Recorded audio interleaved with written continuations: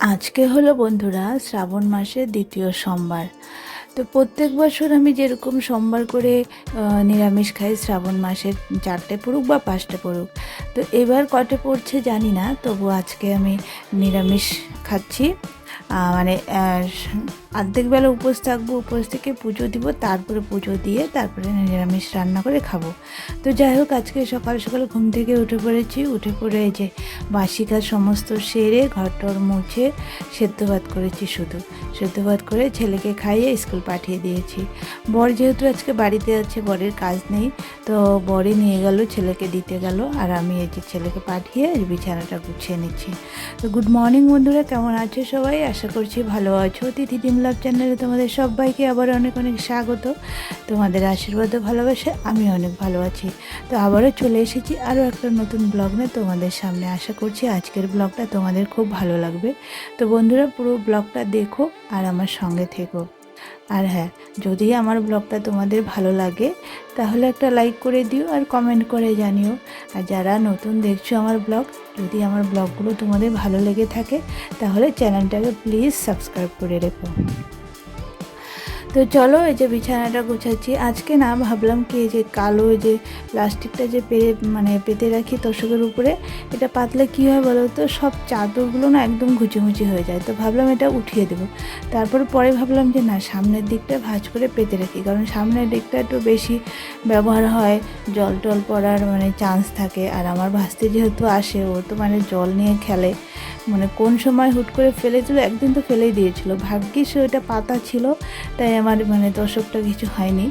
তো আজকে তাই একবার ভেবেছিলাম উঠিয়ে রাখবো, তারপরে মনে পড়লো যে না, সামনের দিকটা পেতে রাখি। তা ভাঁজ করে সামনের দিকটা পেতে তারপরে এই যে বিছানাটা গোছানো হয়ে গেছে। এখন ঘর তো সকালে মুছেছি, তো এখন খালি ওই যে বাসি বিছানা ঝাড়লাম, তো তাই ঘরটা ঝাড়ু দেবো। ঝাড়ু দিয়ে স্নান করে এসে পুজোটা দিব। তো চলো, আজকে প্রায় 4 দিন পরে আমি আজকে ব্লগ দিচ্ছি বন্ধুরা।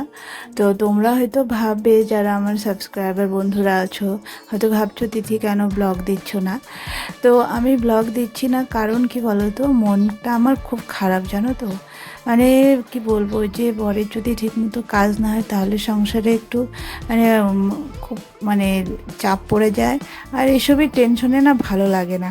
আর মোবাইলে 1.5 GB MB থাকে, তো আমার ডেইলি প্যাক যেটা, সেটা 1.5 GB। তো সেটা দিয়ে ব্লগ মানে এডিটিং করা, পোস্ট করা হয় না। তো যার জন্য আর কি MB শেষ হয়ে যায়। তো ওই জন্য ব্লগ দিতে পারি না, আর মন মেজাজটাও ভালো থাকে না। তো ওই জন্য শ্যুটও করিনি। তো যাই হোক, আজকে এই শ্যুটটা করেছি কালকে শ্যুট করে, তো পরের দিন আমি সেগুলো এডিট করে ছাড়ি। তো যাই হোক, কালকে তাও ভাবলাম যে না, বেশ কয়েকদিন হয়ে গেল, বন্ধুরা হয়তো ভাবছে তিথি কেন ব্লগ দিচ্ছে না। তো আমি মনটা আমার যেরকমই থাকে, আমি এখন থেকে ব্লগ দিব। তো যাই হোক, এর জন্য কালকে শ্যুট করেছি, তো আজকে তোমাদের সামনে এই যে তুলে ধরলাম। তো এই যে স্নান করে চলে এসেছি বন্ধুরা, আমি এখন পুজোতে বসে পড়েছি। আমি কিন্তু শাড়ি পরেছি, হ্যাঁ, শাড়ি টাড়ি পরে রেডি হয়ে এই যে পুজো দিতে চলে এসেছি। তো আগে ভোলানাথকে ভালো করে স্নান টান করিয়ে তারপরে এই যে ভোলানাথের মাথায় জল ঢালছি। আমার যতটুকু সামর্থ্য হয়েছে সেটুকু দিয়েই আমি ঠাকুরকে দিয়েছি। ঠাকুরকে আমি মনে মনে বলেছি, ঠাকুর আমি যতটুকু পারলাম আর তোমাকে সে ততটুকু দিয়েই দিচ্ছি, আর বেশি কিছু আজকে পারবো না। তো শুধু একটু জল ঢাললাম আর ফুল বেলপাতা দিয়েছি, আর কিচ্ছু পারিনি বন্ধুরা। তো যাই হোক, এই যে এখানে পুজোটা দিচ্ছি। পুজোটা দেওয়া হয়ে গেলে তারপরে আবার সকালে তো খালি সেদ্ধ ভাত করেছি, তো ছেলেরও আসার টাইম হয়ে যাবে, এখন বাজে প্রায় 1:30। তো আমি পুজোটা দিয়ে উঠে তারপরে যেহেতু আজকে শাড়ি পরেছি, তো দু একটা রিলস না বানালে কি হয় বলো। তো রিলস বানিয়ে তারপরে আমি ওই যে ডাল করব। তো চলো পুজোটা সেরে নিই।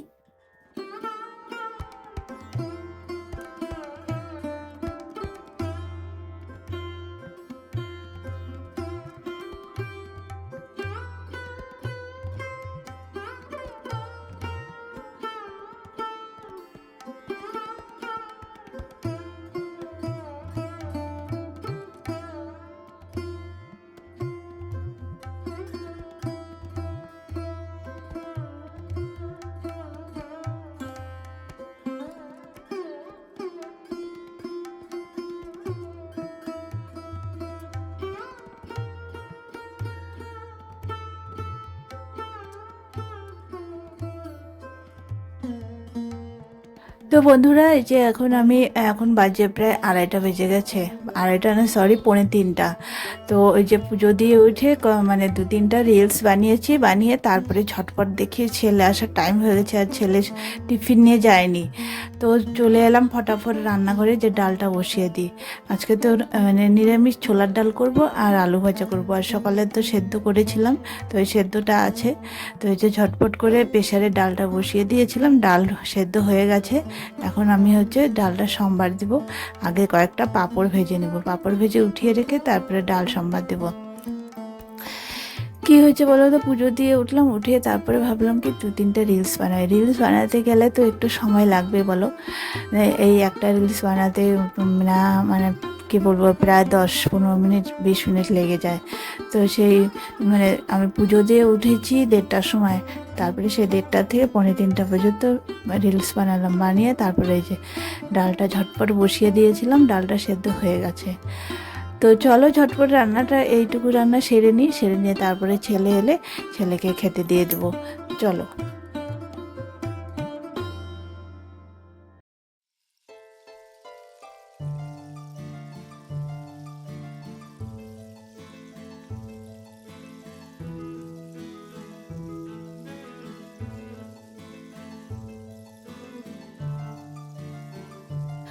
তো এদিকে আমি পাঁপড় ভাজা করতে করতে ছেলে চলে এসেছে। ওই যে ছেলেকে ফটাফট আমি ড্রেসটা ছাড়িয়ে দিলাম, ছাড়িয়ে দিয়ে তারপরে আমি এসে তাড়াতাড়ি এই যে ডালটা সম্বাদ দিয়ে নিচ্ছি, কারণ ছেলে সকালে অল্প একটু ভাত খেয়ে গিয়েছিলো, তো আর টিফিন কিছু নিয়ে যায়নি, তো খিদে তো পাবেই বলো।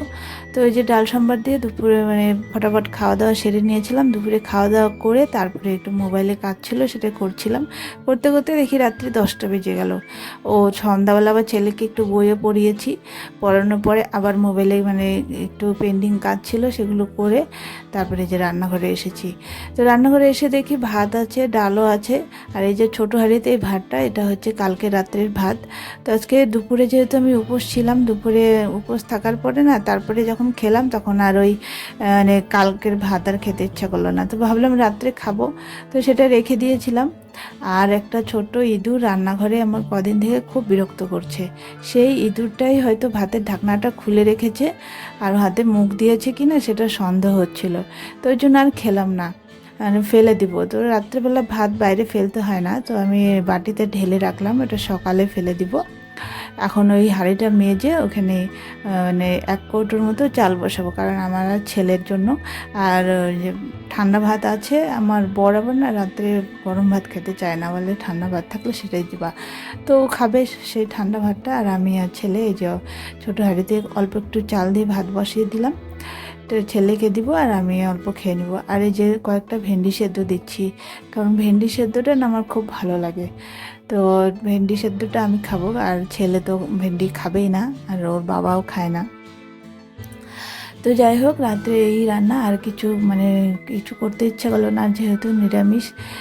আর কি করব ভাবলাম, রাত্রে অত ঝামেলা করতে ইচ্ছা করে না। তো চলো বন্ধুরা, আজকের ব্লগটা এই পর্যন্ত। সবাই ভালো থেকো, সুস্থ থেকো। দেখা হচ্ছে আবারও নতুন একটা দিনের নতুন একটা ব্লগের সঙ্গে। টাটা।